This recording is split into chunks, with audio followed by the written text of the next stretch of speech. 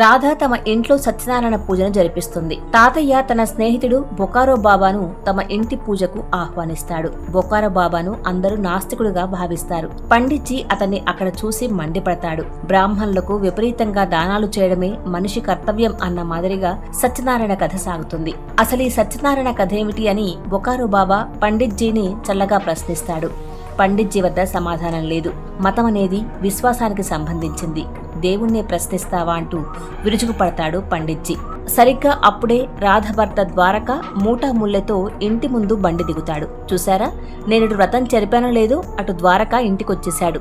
అందరూ గట్టిగా సత్యనారాయణ స్వామికి జై పలకండి అని అరుస్తాడు పండిట్జీ. నిజానికి ద్వారక ఇంటికొచ్చింది ఫ్యాక్టరీ మూతపడ్డం వల్ల.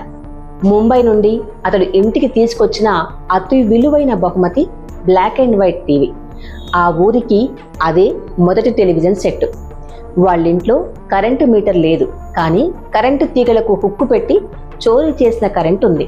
పుల్లల యాంటినాను ఇంటి పైకప్పు పైన అమర్చి టీవీ సెట్ రెడీ చేస్తారు. ఆ రోజుల్లో దూరదర్శన్లో బిఆర్ చోప్రా మహాభారత్ సీరియల్ వస్తోంది.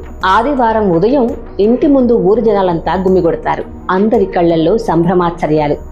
టీవీల్లో కదిలే దేవతలకు చేతులెత్తి మొక్కుతున్నారు.